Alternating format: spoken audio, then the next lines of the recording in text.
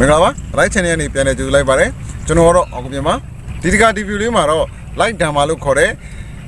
Brightness controller sakit pilih dan niliku. TV ni mah tesapi mah bare. Di brightness controller sakit kiliku tu miro mah. Jono mi yang liku pilih dek kamale. Mi yang lika kudu dulu lemanggu sejak sejak jono cengi lo ya mah bare. Memang lo jen memang le ya mah tu. Len lo jen le len ya mah bare biar. TV ni ada juga jaga ro. Tunggu nanti me DJ kamu semine idea re. Trouble ada buat jiwa bare biar. Kesai mana sono jono dulu logi le amya. Di project mara komponen tunggu rebe tunggu biro mah pilih mah bare. Hari gara BC507 lo kore transistor le bare. Kulu bet siapa le guru yang jom kar haba me.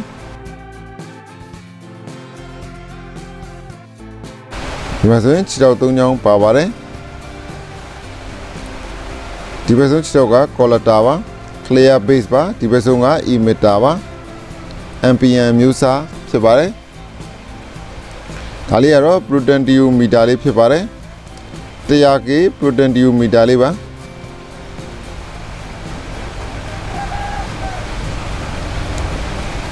Kali ada jono adjust laude hali bare. Video amalat cerita tunggu bare. Kali ada resistor ba 2K resistor ba.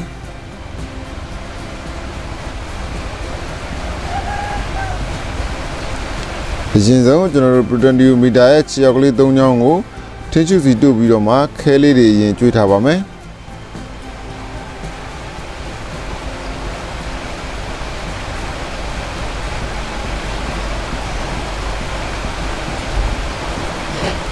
Video jono transistor ini dua mah bare. Transistor cerita tunggu ni ka emitter cerita ni prudent you medali jono cerita number 10 ni dua mah bare. Aron nama kali ni dua macam prudent you medali number 10 ni transistor number 3 cerita ku dua mah bare. Jawab.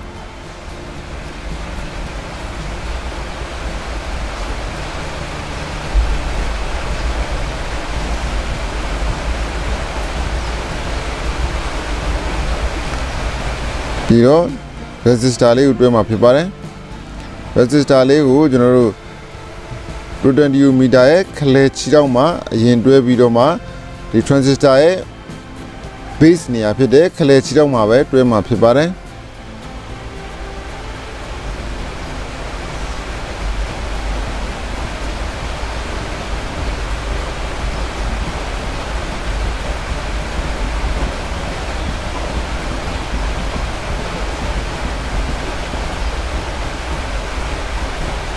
Ya babi, macam mana situasi ni deh, siapa kali dulu nyat hobi bangun. Khususnya, jono lem mau cenu ya deh, sakit kali deku disaupi tu babi. Kumanan tunggu ni sakit kali deku disaupi dah pepare. Tangan 3.7 bu LED miya leba. Kali mah senang buat si bare. Di mana aku jendu jono dua kecuali bau me.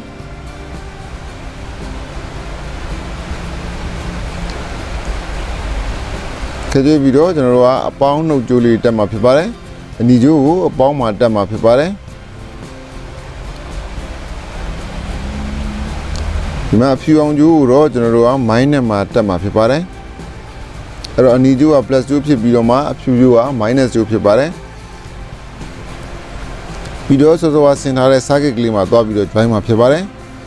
Di mana transistor ka NPM musa pita dua bedung cerita ka nuk bare. Raja mulu nuk june jenjung dua mah bare.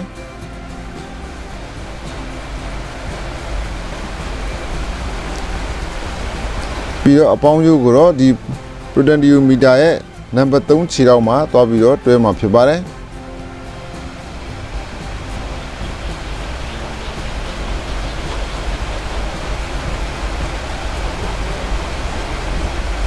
Asal jono sakit ni LED miya u dua light dah bare.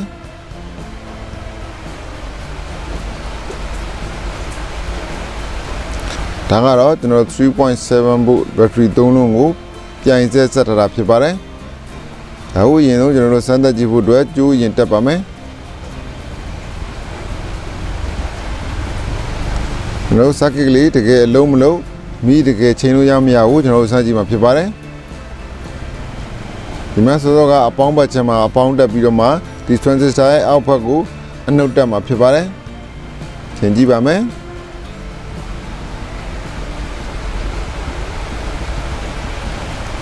အလီဒီမိပြားလေးကိုကျွန်တော်တို့ကအလင်းအမှောင်ချိန်ကြည့်မှာဖြစ်ပါတယ်လင်းလာပါပြီလင်းရတက်လာပါတယ်လှည့်လေးလင်းရတက်လေးဖြစ်ပါတယ်ပြန်လျှော့လိုက်ရင်လင်းရရော့တော့မှာဖြစ်ပါတယ်အဲ့တော့ကိုစိတ်ကြိုက်လင်းရကိုချိန်ညှိပြီးတော့မှအသုံးပြုလို့ရမှာဖြစ်ပါတယ်အဲဒါတော့ circuit ကို LED ရောအဆင်ပြေပါတယ် 3.7 volt LED မီးပြားလေးကို 2K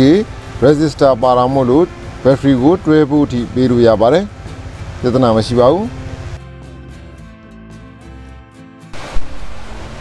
ဒါလေးရမင်းစင်မှုအတွက်လိုအပ်တဲ့ပစ္စည်းလေးတွေပဲဖြစ်ပါတယ်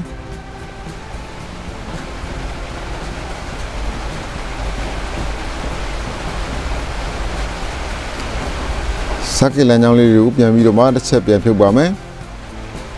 မိရင်ကိုဘူးထဲမှာထည့်ပြီးတော့စင်မှာဖြစ်တဲ့အတွက်ခဏပြန်ဖြုတ်တာဖြစ်ပါတယ်အရင်ဆုံးကျွန်တော်ငါးမှုပိုက်ထဲကို LED ရဲ့ကြိုးတွေရင်ထည့်ပါမယ်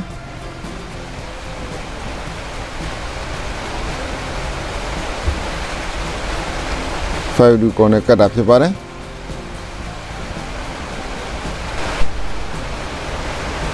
ရပါပြီဒီဝမ်းပြားလေးကိုလည်းကျွန်တော်တို့5 to corner ပဲကတ်တာဖြစ်ပါတယ်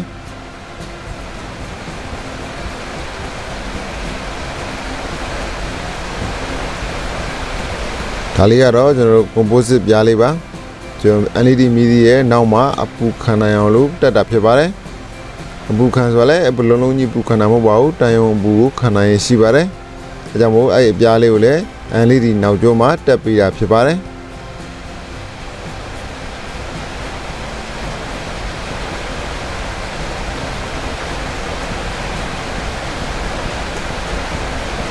ဒါဆိုရင်အပူခံပြားလေးလည်းတက်ပြီးပါပြီဒါဆိုရင်မြေစတန်လေးရပါပြီဒါကတော့ကျွန်တော်တို့ 3.7 volt battery 3လုံးကိုပြိုင်ဆက်ဆက်တာဖြစ်ပါတယ်ဒါကတော့ကျွန်တော်တို့မီးသီးမီးလင်းဖို့အတွက်ဖြစ်ပါတယ်ဒါကတော့ battery ကိုအားပြန်သွင်းဖို့အတွက်ဖြစ်ပါတယ်ဒီတော့ကျွန်တော်တို့က circuit နဲ့မီးသီးနဲ့ကိုစောစောကလို့ပြန်ပြီးတော့မှတွဲမှာဖြစ်ပါတယ် transistor ဘက်မှာရှိတာကအနှုတ်နဲ့တက်မှာဖြစ်ပြီးတော့မှ ready meter ရဲ့ခြေထောက်ကတော့အပေါင်းနဲ့တက်မှာဖြစ်ပါတယ်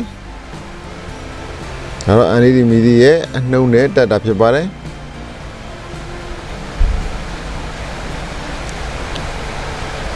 ဒါကတော့ကျွန်တော် LED မီဒီရဲ့အပေါင်းကျိုးကို protective meter ရဲ့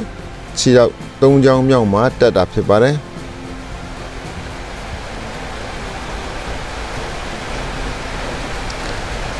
ပြီးတော့ battery လေးတက်ပါမယ် battery ကိုလည်းစောစောကတက်တဲ့အတိုင်းပဲ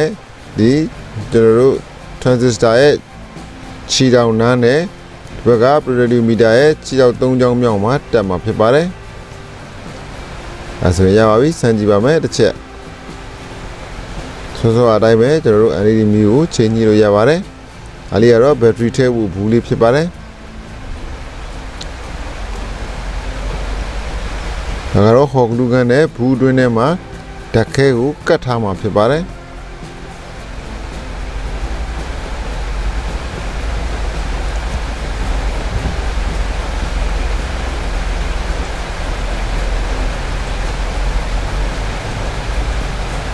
ဆိုရပါပြီကျွန်တော်တို့ဒီမှာအောက်ကအာသွင်းမှုအတွက်အပေါက်ကလေးနှစ်ပေါက်ထဲမှာလည်းကျိုးလေးထူပါမယ်ပြီးတော့ protective meter မှာပါတဲ့ adjust တိုင်လေးနဲ့လည်းကျွန်တော်တို့ကဒီဘူးမှာသွားပြီးတော့မှတွဲမှာဖြစ်ပါတယ်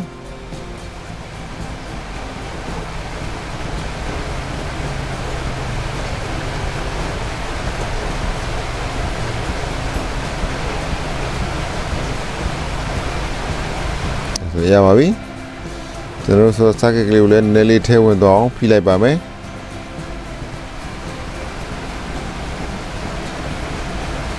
5 to corner ပဲကတ်တာဖြစ်ပါတယ်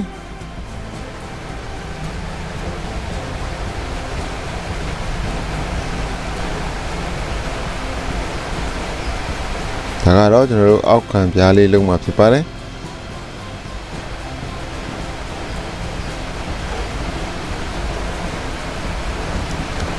5 2 ကိုလည်းပဲကတ်မှာဖြစ်ပါတယ်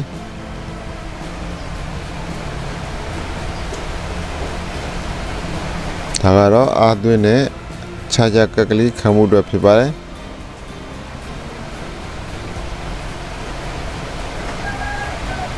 ဒါကတော့လီသီယမ်ခြားခြားကက်ကလေးပဲဖြစ်ပါတယ်တိုက်စီမျိုးစားပါ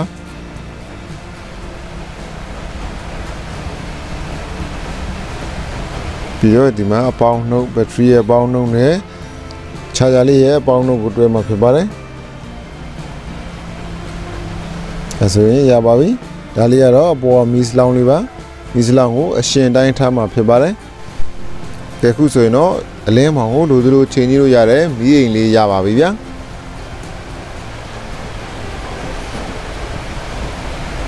ဒါကျွန်တော်ဒါကတော့ကျွန်တော်ဖုံးအားသွင်းကြိုးဖုံးအားသွင်းကောင်းတယ်ကျွန်တော်အားသွင်းကြည့်မှာဖြစ်ပါတယ်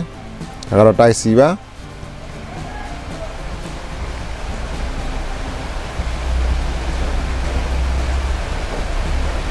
မီနီလေးလင်းပါတယ်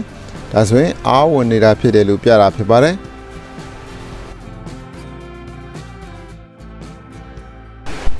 အားပြည့်သွားပြီဆိုရင်တော့မီးစိမ်းလေးလင်းလာမှာဖြစ်ပါတယ်